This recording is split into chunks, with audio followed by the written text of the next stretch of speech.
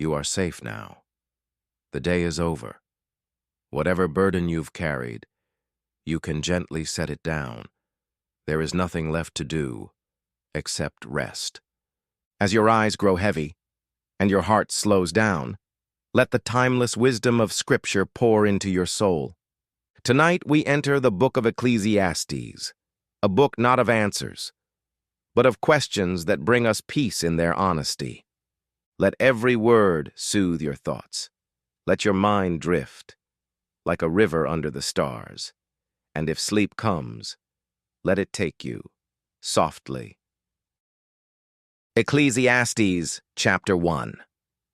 The words of the teacher, son of David, king in Jerusalem. Meaningless, meaningless, says the teacher. Utterly meaningless. Everything is meaningless. What do people gain from all their labor at which they toil under the sun? Generations come, and generations go. But the earth remains forever. The sun rises and the sun sets, and hurries back to where it rises. The wind blows to the south and turns to the north. Round and round it goes, ever returning on its course. All streams flow into the sea, yet the sea is never full. To the place the streams come from, there they return again. All things are wearisome, more than one can say. The eye never has enough of seeing, nor the ear its fill of hearing. What has been will be again. What has been done will be done again. There is nothing new under the sun. Is there anything of which one can say, "Look, this is something new"?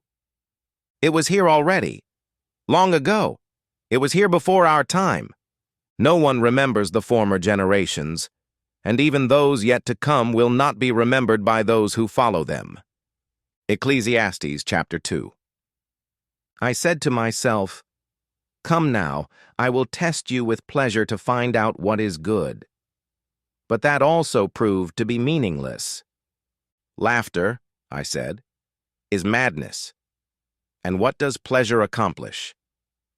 I tried cheering myself with wine and embracing folly, my mind still guiding me with wisdom. I wanted to see what was good for people to do under the heavens during the few days of their lives. I undertook great projects. I built houses for myself and planted vineyards. I made gardens and parks and planted all kinds of fruit trees in them. I made reservoirs to water groves of flourishing trees. I bought male and female slaves and had other slaves who were born in my house. I also owned more herds and flocks than anyone in Jerusalem before me. I amassed silver and gold for myself, and the treasure of kings and provinces. I acquired male and female singers, and a harem as well, the delights of a man's heart. I became greater by far than anyone in Jerusalem before me. In all this, my wisdom stayed with me. I denied myself nothing my eyes desired. I refused my heart no pleasure. My heart took delight in all my labor, and this was the reward for all my toil. Yet when I surveyed all that my hands had done, and what I had toiled to achieve, everything was meaningless, a chasing after the wind. Nothing was gained under the sun. Then I turned my thoughts to consider wisdom, and also madness and folly. What more can the king's successor do than what has already been done? I saw that wisdom is better than folly, just as light is better than darkness. The wise have eyes in their heads, while the fool walks in the darkness. But I came to realize that the same fate overtakes them both. Then I said to myself, "The fate of the fool will overtake me also. What then do I gain by being wise?" I said to myself, "This too is meaningless. For the wise, like the fool, will not be long remembered. The days have already come when both have been forgotten. Like the fool, the wise too must die." So I hated life, because the work that is done under the sun was grievous to me. All of it is meaningless, a chasing after the wind. I hated all the things I had toiled for under the sun. because I must leave them to the one who comes after me. And who knows whether that person will be wise or foolish? Yet they will have control over all the fruit of my toil, into which I have poured my effort and skill under the sun. This too is meaningless. So my heart began to despair over all my toilsome labor under the sun. For a person may labor with wisdom, knowledge, and skill, and then they must leave all they own to another who has not toiled for it. This too is meaningless, and a great misfortune. What do people get for all the toil and anxious striving with which they labor under the sun? All their days, their work is grief and pain. Even at night, their minds do not rest. This too is meaningless. A person can do nothing better than to eat and drink and find satisfaction in their own toil. This too, I see, is from the hand of God. For without him, who can eat or find enjoyment? To the person who pleases him, God gives wisdom, knowledge, and happiness. But to the sinner, he gives the task of gathering and storing up wealth to hand it over to the one who pleases God. This too is meaningless, a chasing after the wind.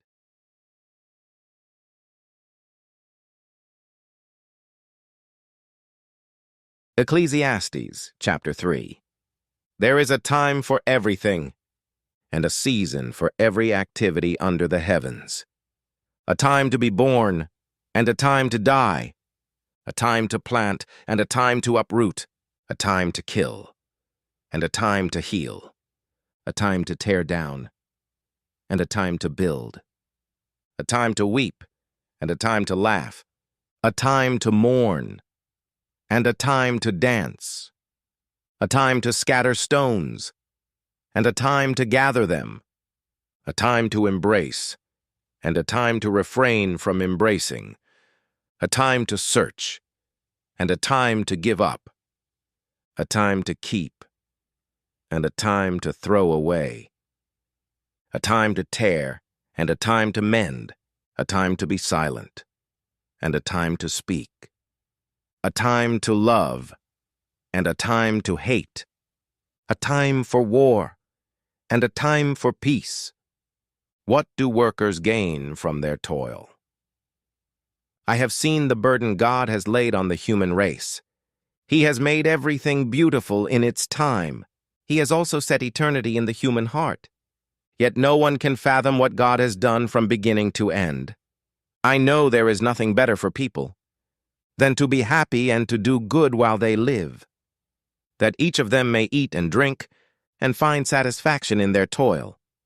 This is the gift of God. I know that everything God does will endure forever. Nothing can be added to it, and nothing taken from it. God does it, so that people will fear him.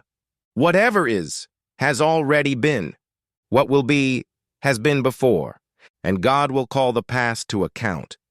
In the place of judgment, wickedness was there. In the place of justice, wickedness was there. God will bring into judgment both the righteous and the wicked.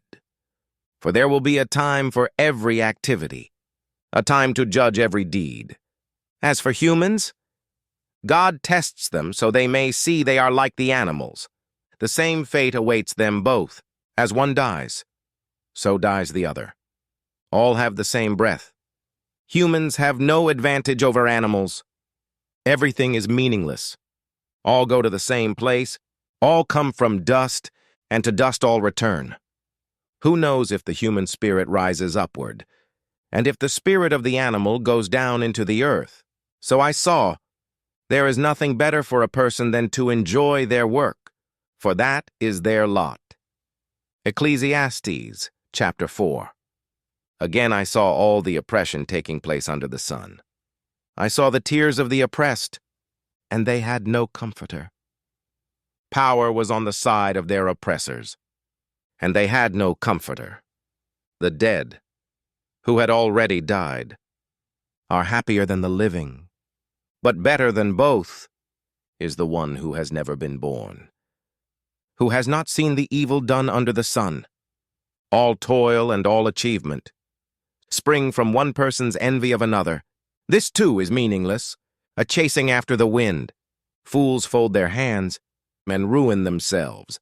Better one handful with tranquility than two handfuls with toil and chasing after the wind. There was a man, all alone. He had neither son nor brother. There was no end to his toil. Yet his eyes were not content with his wealth. "For whom am I toiling?" he asked. "And why am I depriving myself of enjoyment? This too is meaningless, a miserable business. Two are better than one, for they have a good return for their labor. If either of them falls, one can help the other up. But pity anyone who falls and has no one to help them up. If two lie down together, they will keep warm. But how can one keep warm alone? Though one may be overpowered, two can defend themselves. A cord of 3 strands is not quickly broken. Better a poor but wise youth than an old but foolish king who no longer heeds a warning. There is no end to all the people who came before them, but those who come later are not pleased with the successor. This too is meaningless, a chasing after the wind." Ecclesiastes chapter 5. Guard your steps. When you go to the house of God, go near to listen, rather than to offer the sacrifice of fools. Do not be quick with your mouth. Do not be hasty in your heart to utter anything before God. God is in heaven, and you are on earth. So let your words be few. A dream comes when there are many cares, and many words mark the speech of a fool. When you make a vow to God, do not delay to fulfill it. He has no pleasure in fools. Fulfill your vow. It is better not to make a vow than to make one and not fulfill it. Do not let your mouth lead you into sin, and do not protest to the messenger. My vow was a mistake. Why should God be angry at what you say and destroy the work of your hands? Much dreaming and many words are meaningless. Therefore, fear God. If you see the poor oppressed and justice denied in a district, do not be surprised at such things, for one official is eyed by a higher one, and over them both are others still. Whoever loves money never has enough. Whoever loves wealth is never satisfied. This too is meaningless. As goods increase, so do those who consume them. And what benefit are they to the owners, except to feast their eyes on them? The sleep of a laborer is sweet, whether they eat little or much. But the abundance of the rich permits them no sleep. Wealth hoarded to the harm of its owners. Wealth lost through misfortune, leaving nothing for their children to inherit. Everyone comes naked from their mother's womb, and as they come, so they depart. They take nothing from their toil that they can carry in their hands. This too is a grievous evil. As everyone comes, so they depart. What do they gain, since they toil for the wind? All their days they eat in darkness, with great frustration, affliction, and anger. This is what I have observed to be good, that it is appropriate for a person to eat and drink and find satisfaction in their toilsome labor under the sun during the few days of life God has given them, for this is their lot. Moreover, when God gives someone wealth and possessions, and the ability to enjoy them, to accept their lot and be happy in their toil, this is a gift of God. They seldom reflect on the days of their life, because God keeps them occupied with gladness of heart. Ecclesiastes chapter 6. I have seen another evil under the sun, and it weighs heavily on mankind. God gives some people wealth, possessions, and honor, so that they lack nothing their hearts desire. But God does not grant them the ability to enjoy them. Strangers enjoy them instead. This is meaningless, a grievous evil. A man may have 100 children and live many years, yet no matter how long he lives, if he cannot enjoy his prosperity and does not receive proper burial, I say that a stillborn child is better off than he. It comes without meaning. It departs in darkness, and in darkness its name is shrouded. Though it never saw the sun or knew anything, it has more rest than that man. Even if he lives 1,000 years twice over, but fails to enjoy his prosperity, do not all go to the same place? Everyone's toil is for their mouth, yet their appetite is never satisfied. What advantage have the wise over fools? What do the poor gain by knowing how to conduct themselves before others? Better what the eye sees than the roving of the appetite. This too is meaningless, a chasing after the wind. Whatever exists has already been named. What humanity is has been known. No one can contend with someone who is stronger. The more the words, the less the meaning. And how does that profit anyone? Who knows what is good for a person in life during the few and meaningless days they pass through like a shadow? Who can tell them what will happen under the sun after they are gone? Ecclesiastes chapter 7. A good name is better than fine perfume, and the day of death better than the day of birth. It is better to go to a house of mourning than to a house of feasting, for death is the destiny of everyone. The living should take this to heart. Frustration is better than laughter, because a sad face is good for the heart. The heart of the wise is in the house of mourning, but the heart of fools is in the house of pleasure. It is better to heed the rebuke of a wise person than to listen to the song of fools. Like the crackling of thorns under the pot, so is the laughter of fools. This too is meaningless. Extortion turns a wise person into a fool, and a bribe corrupts the heart. The end of a matter is better than its beginning, and patience is better than pride. Do not be quickly provoked in your spirit, for anger resides in the lap of fools. Do not say, "Why were the old days better than these?"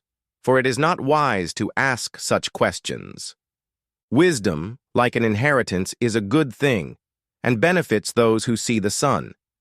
Wisdom is a shelter, as money is a shelter.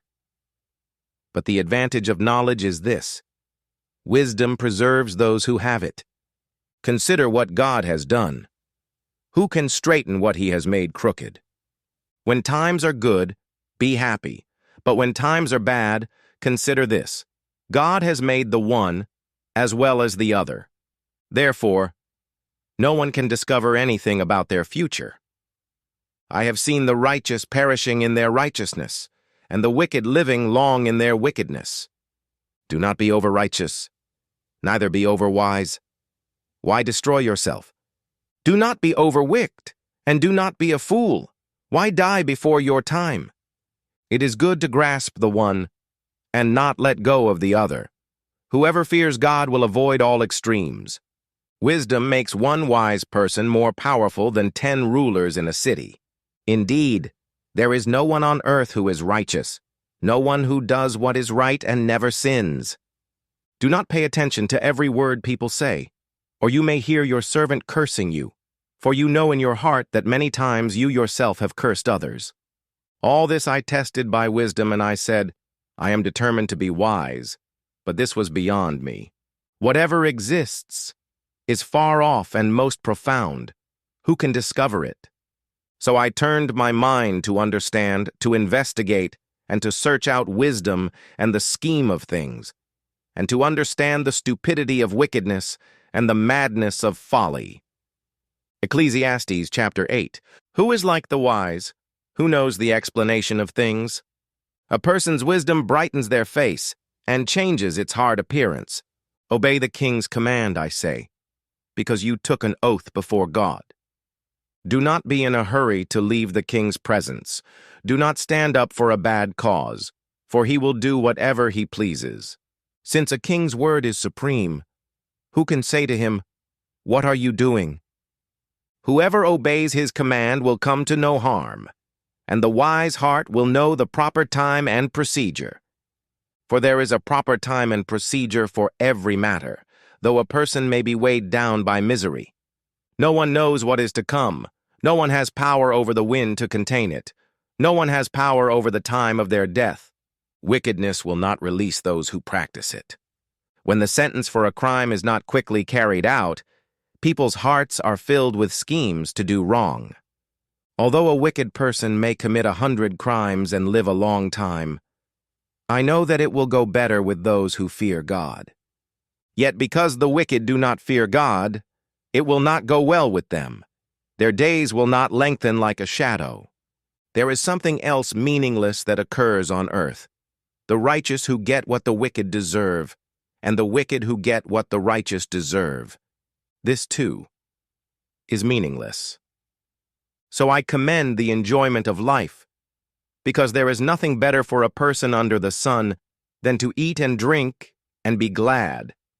Then joy will accompany them in their toil all the days of the life God has given them under the sun. No one can comprehend what goes on under the sun.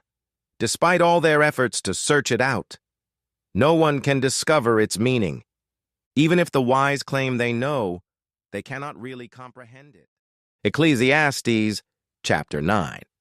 So I reflected on all this and concluded that the righteous and the wise, and what they do, are in God's hands. But no one knows whether love or hate awaits them.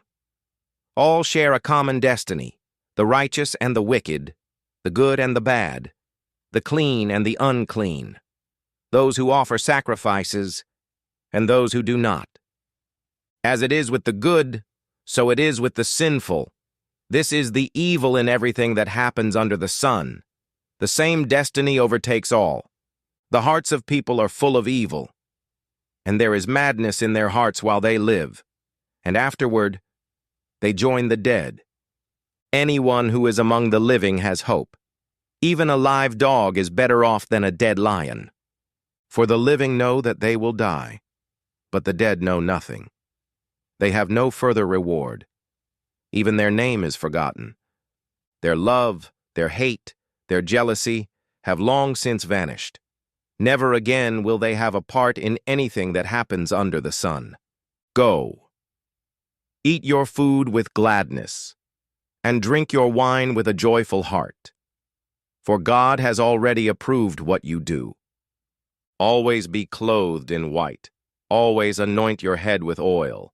Enjoy life with your wife, whom you love, all the days of this meaningless life that God has given you under the sun. Whatever your hand finds to do, do it with all your might, for in the realm of the dead, where you are going, there is neither working, nor planning, nor knowledge, nor wisdom. The race is not to the swift, nor the battle to the strong. Time and chance happen to them all. No one knows when their hour will come. Like fish caught in a cruel net, like birds caught in a snare. People are trapped by evil times that fall unexpectedly upon them. Ecclesiastes, chapter 10. As dead flies give perfume a bad smell, so a little folly outweighs wisdom and honor. The heart of the wise inclines to the right, but the heart of the fool to the left. Even as fools walk along the road, they show everyone how foolish they are. Calmness can lay great offenses to rest. Whoever digs a pit may fall into it. Whoever breaks through a wall may be bitten by a snake. If the axe is dull and its edge unsharpened, more strength is needed, but skill will bring success. Words from the mouth of the wise are gracious, but fools are consumed by their own lips. No one knows what is to come. Ecclesiastes chapter 11. Ship your grain across the sea. After many days, you may receive a return. Invest in 7 ventures, yes, in 8. You do not know what disaster may come. Whoever watches the wind will not plant. Whoever looks at the clouds will not reap. As you do not know the path of the wind, or how the body is formed in a mother's womb, so you cannot understand the work of God.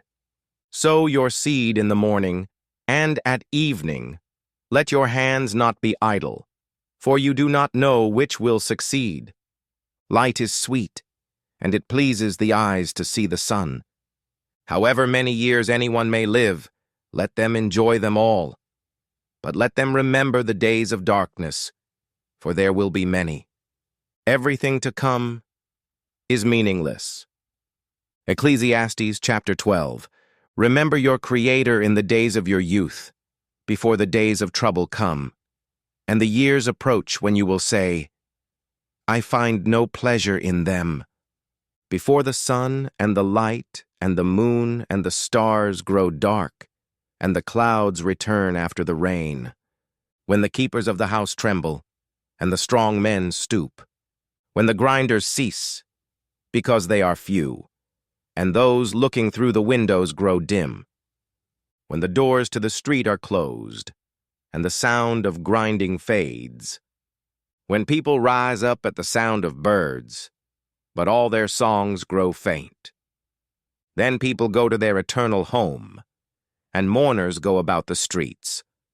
Remember him before the silver cord is severed, and the golden bowl is broken.